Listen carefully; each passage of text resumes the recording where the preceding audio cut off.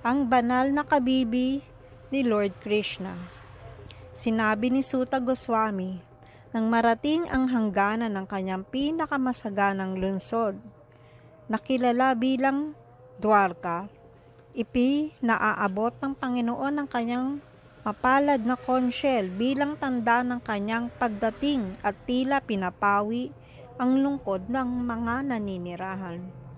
Ang mataba at maputing konsyel na hawak ng kamay ni Lord Krishna at pinatunog niya ay tila namumula dahil sa pagtama ng kanyang mga banal na labi. Parang isang puting swan na naglalaro sa tangkay ng pulang lotus. Ang mga mamamayan ng Dwarka nang marinig ang tunog na iyon na nagdudulot ng takot sa mga materialistang tao sa mundo, ay nagsimulang tumakbo patungo sa kanya ng mabilis upang magkaroon ng matagal ng hinahangad na pagharap sa Panginoon, na siyang tagapagtanggol ng lahat ng mga deboto. Tulad ng ipinaliwanag na, ang mga mamamayan ng Dwarka na naninirahan noong panahon ng presensya ni Lord Krishna doon ay lahat mga kaluluwang liberated na bumaba roon kasabay ng Panginoon.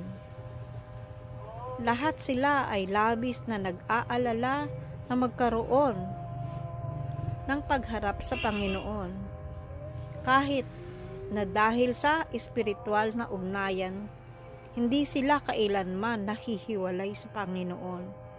Katulad ng mga gopi sa Brindaban na patuloy na iniisip si Krishna habang siya ay malayo mula sa bayan para mag-alaga ng mga baka. Ang mga mamamayan ng Dwarka ay lahat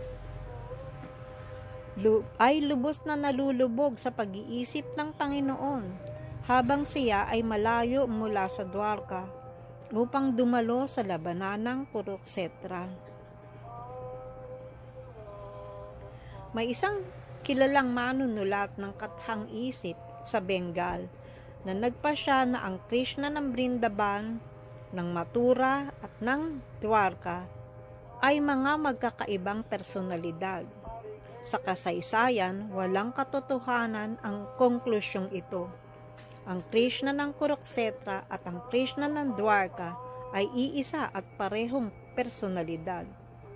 Ang mga mamamayan ng Dwarka ay nasa kalagayan ng kalungkutan dahil sa pagliban ng Panginoon mula sa banal na lungsod. Tulad ng kalungkutan natin sa gabi dahil sa kawalan ng araw. Ang tunog na ipinahayag ng Panginoon ay tulad ng pagpapahayag ng pagsikat ng araw sa umaga. Kaya't ang lahat ng mga mamayan ng Dwarka ay nagising mula sa kanilang pagkatulog dahil sa pagsikat ng araw ng Krishna. Ang tunog ng Panginoon ay katulad ng Panginoon. Tulad ng aming sinubukang ipaliwanag sa pamamagitan ng hindi dual na posisyon ng Panginoon. Ang material na pag-iral ng ating kasalukuyang kalagayan ay puno ng takot sa apat na problema ng material na pag-iral, na kinabibilangan ng problema sa pagkain, problema sa tirahan, problema sa takot, at problema sa pagpaparami. Ang problema sa takot ay nagdudulot sa atin ng higit na abala kaysa sa iba. Palagi tayong natatakot dahil sa ating kamangmangan sa susunod na problema. Ang buong material na pag-iral ay puno ng mga problema. At kaya ang takot sa mga problema ay palaging nangingibabaw.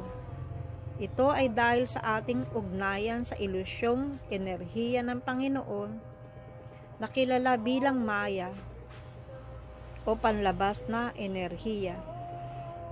Ngunit ang lahat ng takot ay nawawala kapag narinig ang tunog ng Panginoon.